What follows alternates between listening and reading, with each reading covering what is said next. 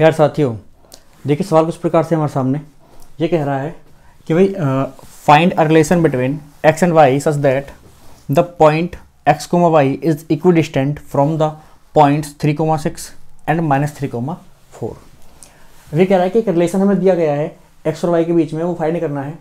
अब वो कब, जबकि ये वाला जो पॉइंट है हमारा एक्स कोमा वाई, ये इक्विडिस्टेंट होना चाहिए इन दोनों पॉइंट से। यानी कि इक्विडिस्टेंट का मतलब है कि बराबर दूरी पर होना चाहिए।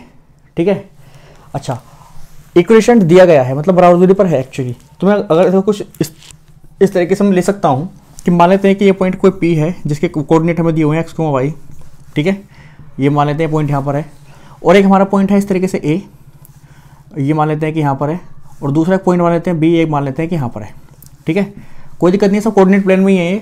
अब ये हमसे कह रहा है कि इस 3,6 की अगर बात करूँ और -3,4 की अगर मैं बात करूँ तो ये इस पॉइंट से इक्विडिस्टेंट है, मतलब कि जितनी दूरी ये है उतनी ही दूरी ये है, डिस्टेंस दोनों के बराबर है। तो हमें रिलेशन फाइंड करना है इनके लिए, एक एक्स और वाई में। ठीक है, एक इक्वेशन आएगी छोटी सी। ठीक है, इस पूरे सिस्टम ऑफ पॉइंट्स के लिए, एक इन सेट ऑफ पॉइंट्स के लिए हमें एक इक्वेशन फाइंड करनी है। किसके लिए, किसमें, एक्स और वाई में। चलिए, तो कुछ इस तरीके से हम इक्वेशन फाइंड करेंगे। सबसे पहले डिस्टेंस आपको पता है कि अगर ये इक्विडिस्टेंट है मतलब कि ए पी बराबर बी पी होगा। भाई अकॉर्डिंग टू क्वेश्चन हमें पता है कि अगर ये पी पॉइंट इन दोनों पॉइंट से इक्विडिस्टेंट है, विच मीन्स कि आपको क्या है कि जो ए पी होगा वो हमारा बराबर होगा बी पी के। भाई the distance between the A and P is equal to the distance between the B and P.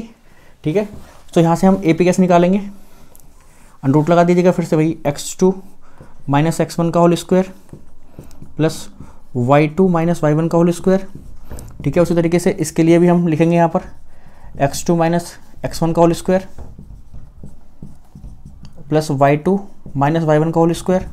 ठीक है, अब ये वाला हम इन दो पॉइंट के लिए लेंगे, x2 - x1, और ये x2 - x1 और y2 - y1 इन दोनों पॉइंट के लिए लेंगे। ठीक है, चलिए तो यहाँ पर देखिए कौन सा x2 को मान लेते हैं, x2 ये मान लेते हैं पहला, ये x और ये हमारा वो।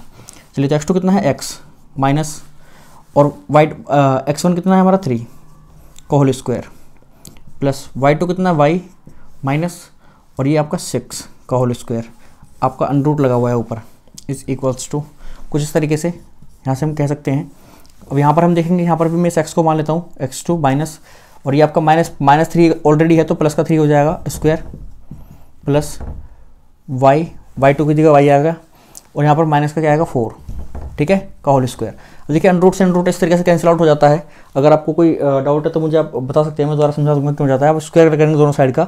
अगर मैं यहाँ पर टेकिंग स्क्वायर बोथ साइड ले लूँ तो इसका भी स्क्वायर होगा, इसका भी स्क्वायर होगा, और स्क्वायर से दोनों अंडर रूट कैंसिल हो जाएंगे। इसलिए हम इस स्टेप को डायरेक्ट भी कर सकते हैं कि यहाँ पर स्क्वायर से स्क्वायर आपस में कैंसिल आउट हो गए। अब हमें हमारा बचा क्या है उसको लिख लेंगे। यहाँ पर हमारा बचेगा x - 3 का होल स्क्वायर प्लस y - 6 का whole square is equals to x + 3 का होल स्क्वायर प्लस y - 4 का होल स्क्वायर। अब हमारा फॉर्मूला खोल देंगे हम, a - b और a + b वाले फॉर्मूले खोल देंगे यहाँ पर। तो x - 3 यानी कि a - b का होल स्क्वायर, तो इस तरीके से होगा x स्क्वायर प्लस 3 का whole square 9 minus 3 × 2 = 6x plus y square plus 36 minus 6 × 2 = 12y। ठीक है, is equals to x square.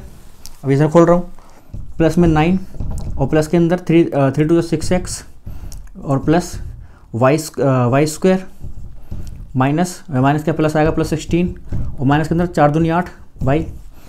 ठीक है, अब देखिए यहाँ पर ये वाला x स्क्वायर से कैंसिल आउट हो जाएगा, y स्क्वायर से कैंसिल आउट हो जाएगा। जो बचेगा उसको मैं इधर लिख लेता हूँ। यहाँ से 9 बचा हुआ है, इधर 9 है, प्लस में देखो 9 यहाँ पर भी है, 9 यहाँ पर भी है, प्लस में कट जाएगा। कुछ कट रहा है, ये माइनस का 6x इधर प्लस का 6 नहीं कटेगा, प्लस का 36 इधर नहीं है, माइनस का 12y इधर भी नहीं है। चलो अब जो बचा है उसको लिख लेते हैं। यहाँ बचा हमारा माइनस का 6x प्लस का 36 माइनस का 12y, और इज इक्वल्स टू में क्या बचा है हमारा, प्लस का 6x प्लस का 16 और माइनस का 8y। अब देखो सबको एक साइड कर लेते हैं। हमारा रिलेशन आ चुका है सर, हमारा रिलेशन आ चुका है, हम सबको एक साइड कर लेते हैं।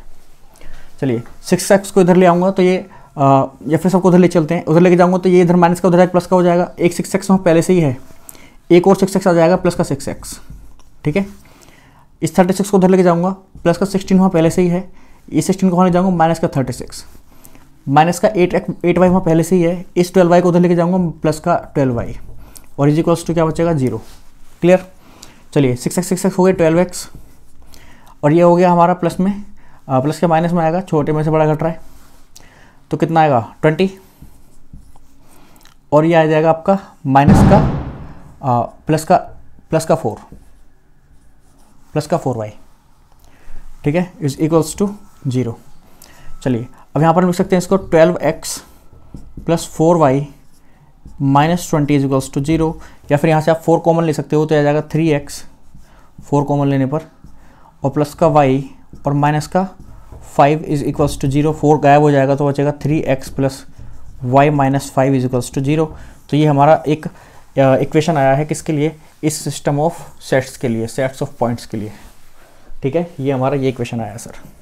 x और y में ये रिलेशन होगा जब ये पॉइंट इन दोनों पॉइंट से इक्विडिस्टेंट होगा, ठीक है। तो मुझे पूरी उम्मीद है सर कि ये सवाल आपको समझ में आ गया होगा। प्लीज़ आप इसको इसी तरीके से नोट डाउन कर सकते हैं, और यदि आप इस क्वेश्चन को इस तरीके से पेपर में करके आते हो तो आपको मार्क्स एक भी नहीं कटेगा, ठीक है।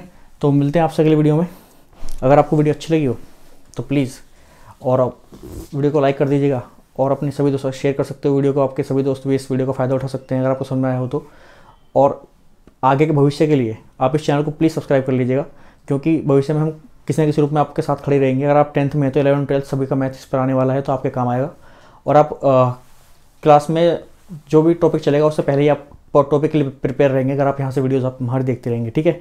तो मिलते हैं आपसे अगली वीडियो में, जब तक के लिए धन्यवाद।